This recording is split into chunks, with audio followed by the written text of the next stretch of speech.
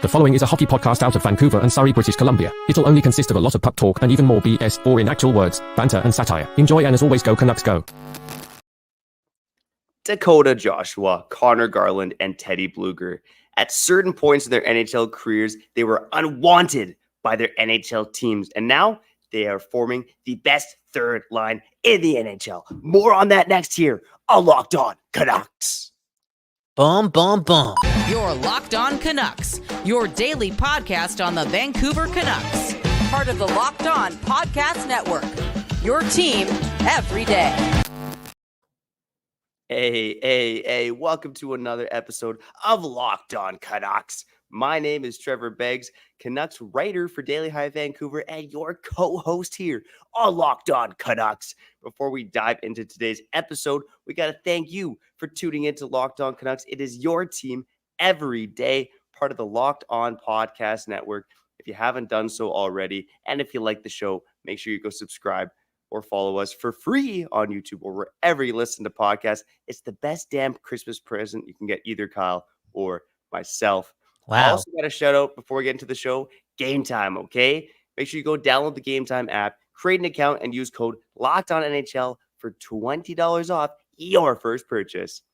On today's episode of Locked On Canucks, we are going to talk about the Canucks third line. Not only that, but we're going to have a little discussion about where they rank among the best third lines in the NHL. I've done my digging. I want to share this with Kyle and you listening right now. In the second segment, we're going to get to our Canucks Ghosts of the Week. If you haven't joined us for that already, we'll explain what we do later on. And finally, we're going to end with a little tangent from myself and what we call Beggsy's ballot. And maybe Kyle and I will talk about some of the Christmas parties that we were together at on the weekend.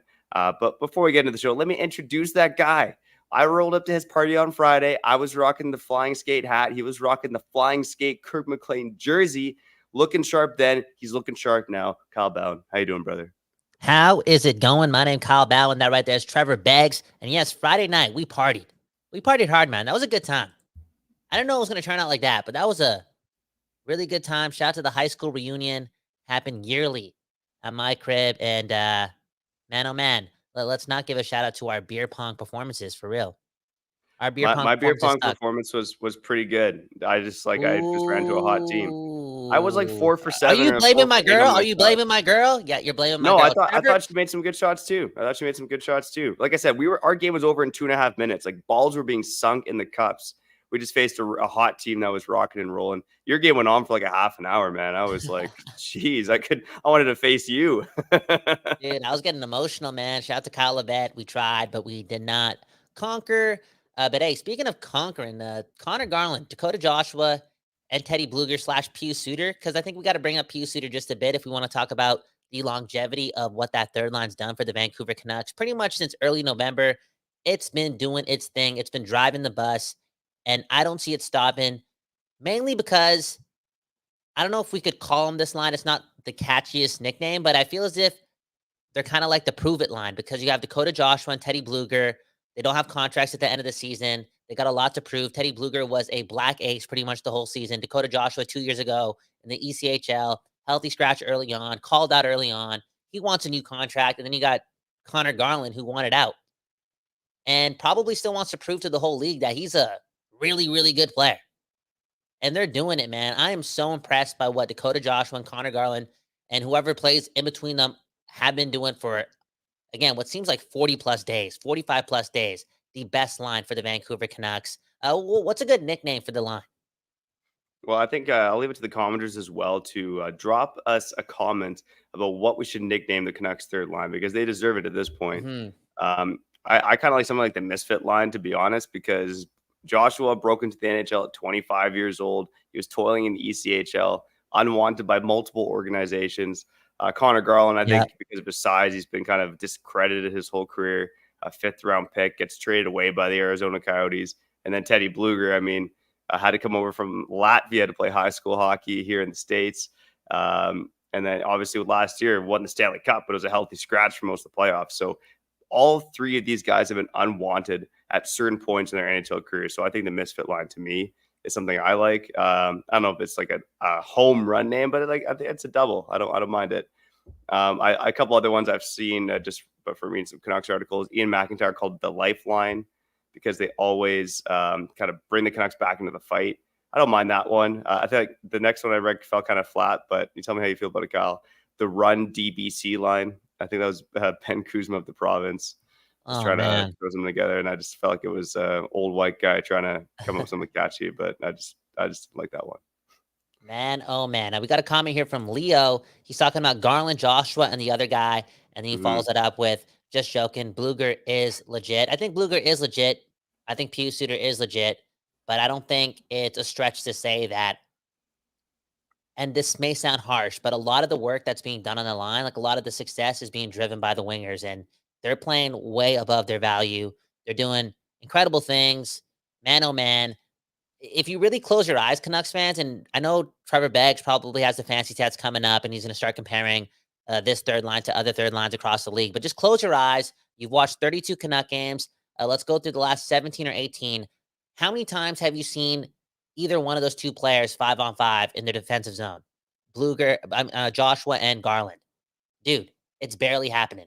Barely happening. Yeah. It's actually somewhat of a miracle, and I feel as if right now it's going in for Dakota Joshua, but maybe around the playoffs, maybe late in the year, Conor Garland is going to stockpile a bunch of goals. Anyways, Trevor, let us know what other third lines across the league are doing it as good as our third line for your Vancouver Canucks. The short answer is no line is doing it as good as Blueger, Joshua, and Garland. I have them right now as the best third line in the NHL, just from kind of digging into it now. I think the caveat here is that you want to mix a third line. I think has to do everything, right? They got to be a good checking line. They have to be consistent. They got to be reliable, and they also got to provide some offense. There are some third lines out there that have better underlying metrics than the Canucks third line, but they don't have the finishing ability, and vice versa. I think there's third lines that have scored more goals, but aren't as reliable defensively, right? I think this third line for the Canucks right now is really meshing those two things, right? Just a complete 200-foot line. So things could change as the season goes on, but as I'm looking at it right now, I think the Canucks, again, have the best third line in the NHL. Again, both fancy stats and now the goals are starting to come from them as well. The second one I had was in Winnipeg, okay? Mason Appleton, Adam Lowry, and Nito Niederreiter. Now, this is a line that is both, the underlying numbers are good. Their expected goals at 53%. They're playing the tough matchups, but they're actually scoring goals as well. That line has produced 11 goals so far this season, which, again, the Canucks is a bit tough because that Blueger, Garland, Joshua line has only been formed recently. They've only combined for 6 goals. But if you go back to Joshua, Suter, Garland, it'll be 9 goals for the third line of the Vancouver Canucks. So, again, the offensive creation isn't as up there with some of the best lines, but again, I just think they are the best third line in the NHL. So I also have down in Colorado, Miles Wood, Ross Colton, and Logan O'Connor. Ross Colton was a great get. And, Kyle, we talked about bringing Ross Colton to the Canucks in the offseason. I think one of the things you said in the summer is that this guy's never been relied upon in like that 200-foot third line role. He was kind of a fourth line guy who was thrown into softer matchups, but he's been really good for the Canucks as a shutdown center. I'll rank off 2 more at number 4 and 5 for me. And both of these lines for me are lacking the finishing ability, even though their fancy stats are good. One is Jordan Martinook, Jordan Staal, and Jesper Fast in Carolina. Easily the best fantasy stats among any third line in the NHL, but they just can't score, which is a problem, right? It's like you can have the best fantasy stats in the world, but if you're not providing any offense, it's you can't be the best third line in the league. Similar story with the other one I have on this list is Nick Cousins, Anton Lundell, and Eetu Luostarinen. Oh, man, I feel like I butchered that one, baby. Jeez, get me back to NHL pronunciation school, but similar story there. I mean, Anton Lundell has 2 goals this season. Nick Cousins and Eetu Luostarinen haven't provided much offense either, but they are a solid shutdown line, and they kind of fit the Panthers' MO right now. Panthers are 20th overall in goals for and 4th overall in goals against, and a big reason is their forward depth, and that third line has really, really won their tough matchups. What's the situation with the Kings and their third line? Them having, 3 great centers. I'm curious to see what you have to say about that. And all in all, I mean, you're talking about the offense and the production that the Canucks are getting from their third line. It's all good and it's fine and dandy, and we're super lucky that it's happening. But I do think we have to be realistic and tell ourselves in order for that to continue, Garland is going to have to start potting in some goals because Joshua is not going to score every second game. And I'm not sure Blueger can do that. And I think Garland, he doesn't have the shot to make that happen, but it's going to be a necessity for, again, him to convert on a lot of the grade A chances that he is getting. And inevitably that is going to happen. I just don't know when. I don't know. I don't really even think that soon.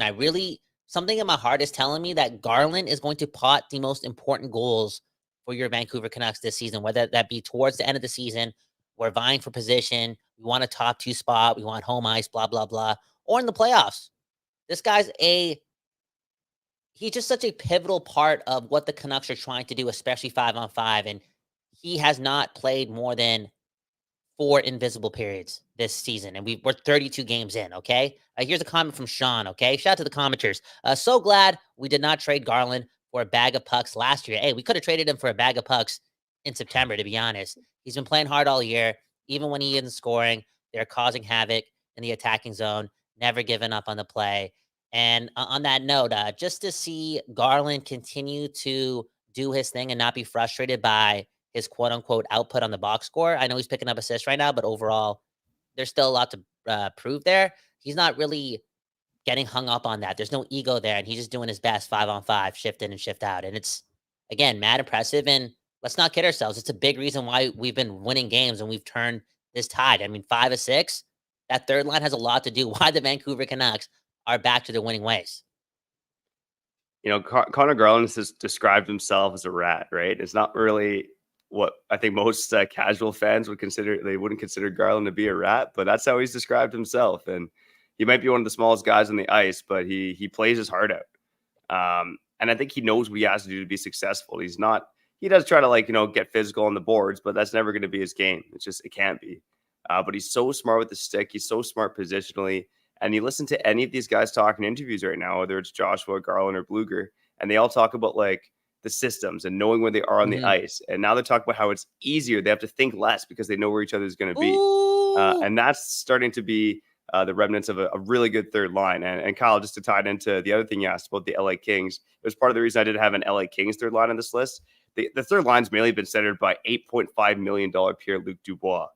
And that line, all the Kings lines have had success this season. That's arguably been one of their least successful lines. Good underlying numbers when Fiala was on that line, not so much. Although they haven't dipped drastically, but not so much after Fiala left that line. It was Fiala and Dubois on the Kings third line, which kind of speaks to how deep the Kings are. But I did have them kind of on the honorable mentions. I had right now it's Dubois, Arthur Kyliev, and Alex Laferriere. And part of the reason I docked him was because Dubois got 12 points. Dubois got as many points as Dakota Joshua. And Laferriere has got 5 points this season. So, dude, okay. For me, it's not one of the best third lines right now. I know we have to cut the break pretty soon here, but I got to say it again. A lot of these players, all 3 of these players, a lot to prove this season. 2 of them need a contract, and Conor Garland isn't a guy who has the contract, but there's a certain amount of cockiness that I think he has, some arrogance. He wants to be known as a good player. Look at the way he plays. Look at what he's doing.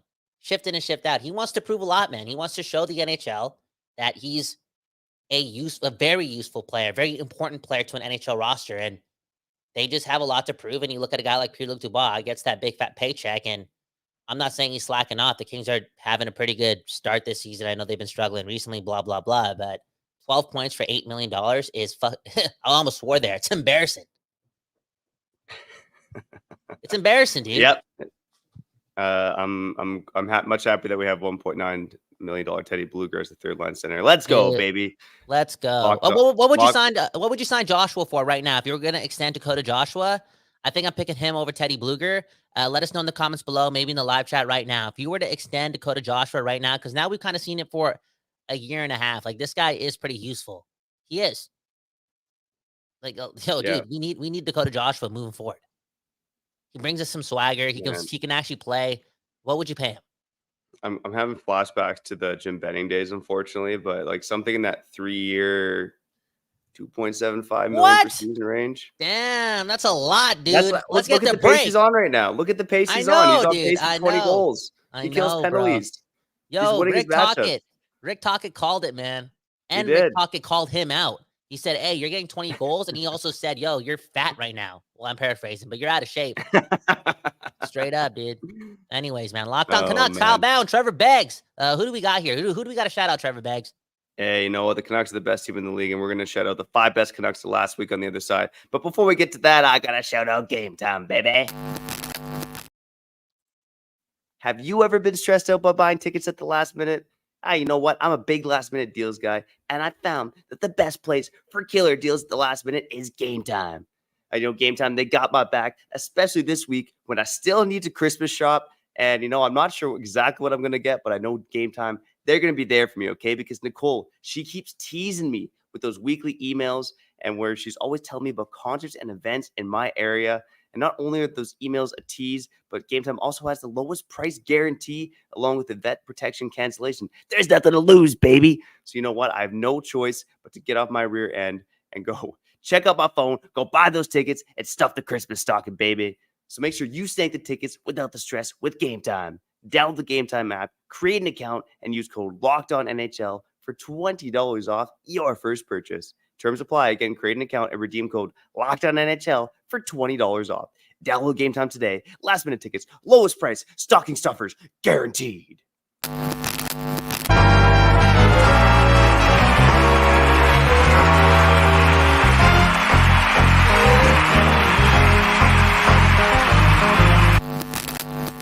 Welcome back to this episode of Locked On Canucks. My name is Kyle Bowen. More importantly, that right there is my rival, Trevor Beggs, a dude who was what?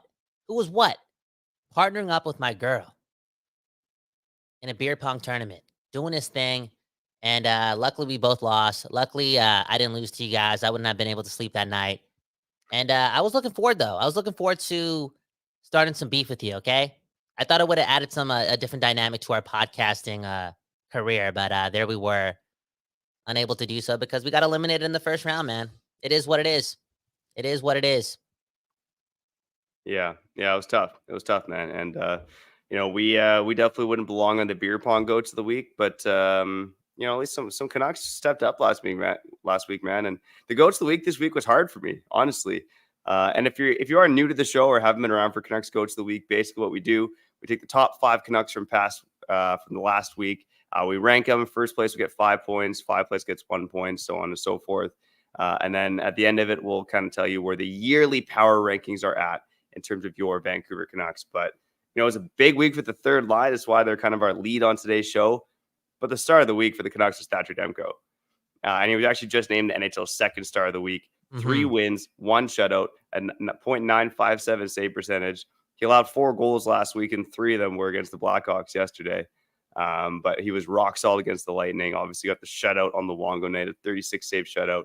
Demko leads the league in wins right now with 16 wins, and he is deservedly, in terms of, and for my opinion, for my money, he was the best Canuck last week. Man, oh man, Thatcher Demko, the goat of the week for Trevor Beggs, and yo, we gotta play the bump, okay?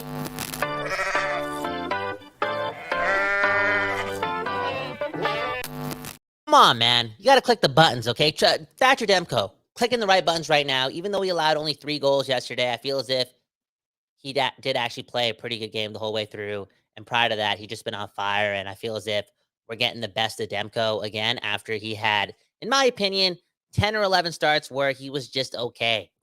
He was just okay. I think a big reason why the Vancouver Canucks went 5-5 or 7-7, whatever the record was because they weren't getting that elite goaltending. And yeah, the Canucks are a great team. They're doing better things. They're learning. Their defense is playing better. Look at all the points that they're scoring. Look at the top of the scoring leaders. All that stuff being said, the Canucks aren't going anywhere or are not going to be able to win consistently if they don't get that elite goaltending. It's just part of the equation right now. And Demko is the man, dude. He really is. And to get that shutout on the Wongo night, it was magical. And I'm curious to see what he can do the rest of the way, especially prior to the new year, man. I think the next wave of games here, it's obvious, but I think it's I know it's not that early anymore, but I think picking up points right now is substantial in getting home ice in the first round of the playoffs. Like, that's where my mind is going in. I'm looking at the schedule in December the rest of the way. Let's bank some points, and it's easy to do so when your goaltending is elite against Average teams. Yeah, Kyle, I also want to give you some credit too, because the fans were listening to you, okay? Prior to Luongo night, you said that fans should loo when Demko makes a save, and it happened a few times on Thursday night, man. So, Kyle Bowden, Who said that? Who said that? Vancouver. I'm that guy. I'm that guy. Okay, I'm that Canucks guy. Trevor Beggs is that other Canucks guy. Locked on Canucks, the best 30-minute Canucks podcast out there. We say a lot of things. Sometimes we're wrong, but sometimes we're really, really right. We're those guys. Shout out to the people watching this. Who else do you have on your goats of the week? All right, I'll rip through the end here. Look, the third line is definitely going to make an appearance on this list, okay? And one of the best Canucks got shafted from this list because the third line was just that good last week. In second place, the second best Canuck last week, I have Conor Garland. No goals, but 3 assists, a defensive phenom. That line did drag the Canucks back to the fight a couple times last week. They scored the Canucks' only goal on Saturday. They were one of the best lines on Sunday, although I thought Pettersson's line played pretty well. They're really good against Florida. Just a rock solid week. I think they dragged the Canucks back to the fight on Tuesday against Tampa as well. I mean, so the line in general was great. We've talked about that, but I think Conor Garland in particular is the guy who drives that line. Both offensively and defensively. Had a great back check on Bedard yesterday. Won a 50-50 battle at the blue line that led to the Joshua goal. I mean, Conor Garland, he's been absolutely lights out. Maybe he's been the even strength MVP of the league so far, despite not scoring. That's my bold take for the day. But Conor Garland, second overall in the Canucks Goats of the week. He finished ahead of Brock Besser, who had 5 goals in 4 games last week. Brock Besser third on the list, picks up his second hat trick of the season. He was tied with Matthews for the lead in goals at 23, I believe, after games yesterday. Interestingly enough, I'll say JT Miller did not make the list, even though he had 5 assists in 4 games last week. Because number 4 and 5 on the list is Joshua and Blueger. Joshua, number 4, 3 goals, 4 points in 4 games, and Blueger with 3 points in 4 games. This is the first appearance for either of Joshua or Blueger on our weekly power rankings for your Let's go, man. Let's go, man. Whoever's watching this right now, whoever's listening to this, you gotta be so content with how the Canucks have been able to stay, I wouldn't say afloat, but stay at the top. And recently, they've been able to keep their ways at the top of the league and more notably at the top of the Pacific Division because of their depth. And that wasn't a part of the equation when we talked about how this team was going to make the playoffs in September. We're talking about getting lucky, a.k.a. getting extremely good goaltending and having their top-end talent lead the way. And yeah, their top-end talent is still picking up points, but we're not winning 5 of 6 if it's not for this third line that nobody had together early on in the season. So all that talk about PDO, all that talk about the Canucks getting lucky. Look, we have a lot of time. The Vancouver Canucks have a lot of time to figure this out, to become a better hockey team 5-on-5. And I think they're going to do so mainly because a lot of what's holding this team back 5-on-5, in my opinion, has to do with the top 2 lines. And they're going to figure it out. Like the top end guys are going to figure it out. And right now our bottom 6 is playing extremely well. And I'm already excited for April, man. Yo, we're not a lucky team, dude. Get that swagger. We're not lucky. F the PDO. And also, I don't want to say F the Ottawa Senators. I don't want to say that, but they just fired DJ Smith. You remember a couple months ago when we dropped those episodes and Ottawa Senators fans were like in our comments saying, oh, there's no way you guys are better than the Ottawa Senators. Look at all these players. Kachuk over Quinn Hughes, blah, blah, blah. Tim Suslo over Pettersson, blah, blah, blah. Josh Norris over JT Miller. What are you guys talking about? You guys are a joke. You guys are pathetic, blah, blah, blah. You guys just fired your head coach. You guys are one of the worst teams in hockey. You guys are an embarrassment to the game. I don't know why I had to bring those guys up, but I had to do it. Trevor Beggs. Well, you know what? I am going to talk about the Ottawa Senators a bit on the other side as we wrap up the show. Before we do that, let me just quickly look at the yearly power rankings for the listeners. You can see it on YouTube, but I'll rip through it quickly if you're on audio. Miller, Hughes, and Demko in a 3-way tie for first with 19 points in the yearly power rankings. Pettersson fourth with 16. Hoglander banks some points, some great performances in November, 5th with 12 points. And we got Besser, Hronek, Mikheyev, Lafferty, and Ian Cole rounding out the top 10. Again, Ian Cole made it up there with one sick week where he was our number 1 goat of the week there. 16 Canucks in total have made it up on the yearly power rankings so far. Again, not a perfect science, but we ain't perfect people. Although we do our best here. You know, nice podcast, tries hard, loves the game. All Locked On Canucks. Let's wrap up the show. Beggsy's ballad and a bit of this and that on the other side here on Locked On Canucks. Before we wrap up the show, I got to shout out FanDuel, baby. Okay. As the weather gets colder, the NFL offers stay hot on FanDuel. Right now, new customers get $150 in bonus bets with any winning $5 money line bet. That's $150 if your team wins. If you've been thinking about joining FanDuel, there's no better time to get in on the action. The app is so damn easy to use, okay? There's a wide range of betting options, including spreads, player props, overs, unders, and more. And you know what? I talked about it last week during these fan reads, but the game hasn't happened yet. My Seattle Seahawks in a must-win game on Monday Night Football against one of the best teams in the NFL. But you know what? I think they could do it. They're 3.5-point dogs. I'd be taking them straight up to win because I'm a delusional Seahawks fan. And I think there's going to be a lot of points in this game because the Eagles defense hasn't looked great lately. I think the Eagles are going to be able to score the Seahawks, but I'm believing in some magical Seahawks luck, baby, because they need to win this game. So whether you're betting on the Seahawks or the Eagles, make sure you go do it on FanDuel, okay? Go visit FanDuel.com/lockedon and kick off the NFL season. Kick off the NFL season? Come on, what are you doing, FanDuel? It's almost the end of the season. Anyways, FanDuel, official partner of the NFL.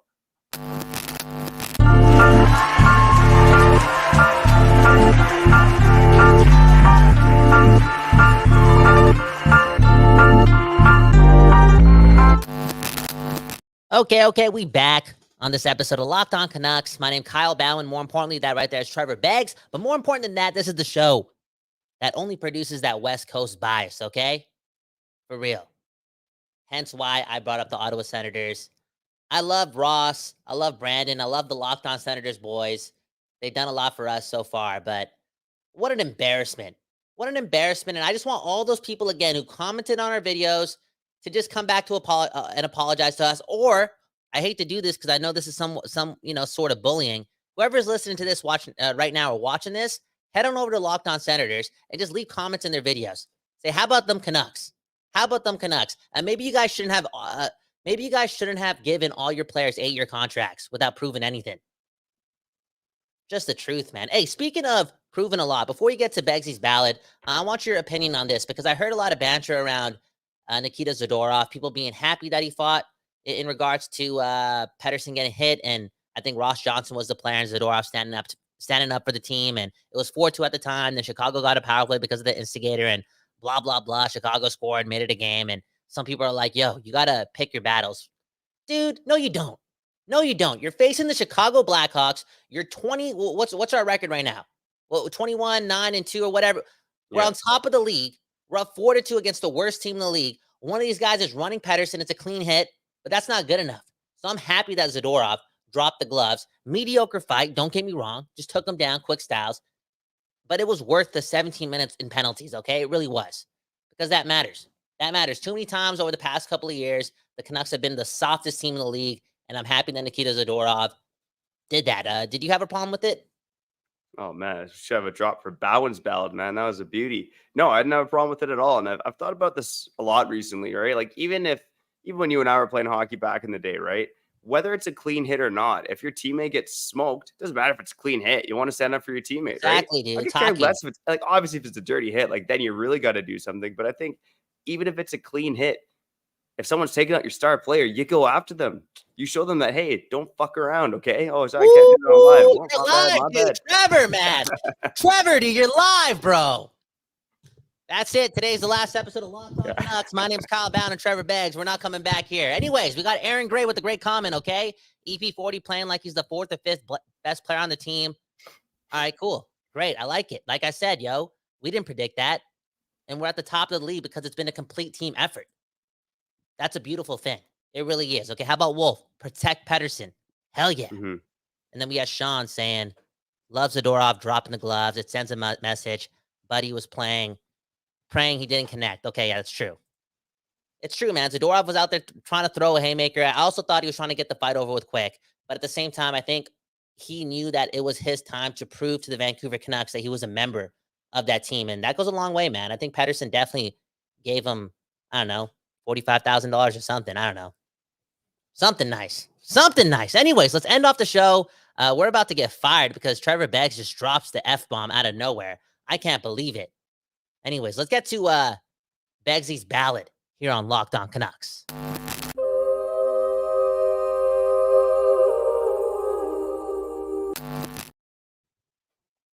All right, let's get into it quicker because we got to get out of here. But I wanted to mention this tweet. We talked about the Senators. Mark Mathot tweeted this out, okay? Recurring guest on Locked On Senators talked about how bad Ottawa's blue line is. And he talked about Vancouver basically being this model blue line. Hughes and Hronek, 2 puck movers, and then 4 guys, 5 guys, all over 6'2". This felt like an old head hockey tweet, to be honest. And look, I love what the Canucks have done this year. 21-9-2, as Kyle's mentioned. It's hard to complain about that.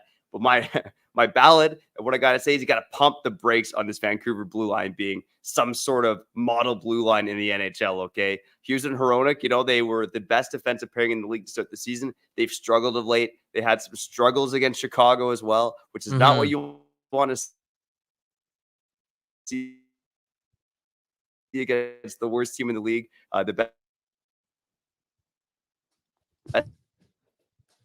deep pair in the league should not be still making their mistakes. And then Ian Cole, no either. I think Juleson overall has struggled. Look, I love so much what the Canucks have done, right? Great offense from top to bottom, not just elite talent. Great goaltending, but the defense leaves something to be desired. It is these still the number one sticking point on this team, and the Canucks can't be complacent. And I'm not saying they are complacent, but for casual fans out there who think the Canucks defense is just some lights out unit, pump the brakes a bit because the Canucks defense is still kind of league average. It's league average. It's in the middle, man. It's in the middle. We have this comment from Leo Myers. Play has significantly been better over the last couple of games. I do believe that is the case as well. I think Zadorov's been pretty solid as well. Pretty clean. I think the key word is clean. All in all, though, Mark Mathot, man, you got to watch 60-minute games before you make comments like that because we are nowhere close to what Vegas is. We're nowhere close to the top echelon of decors across the league.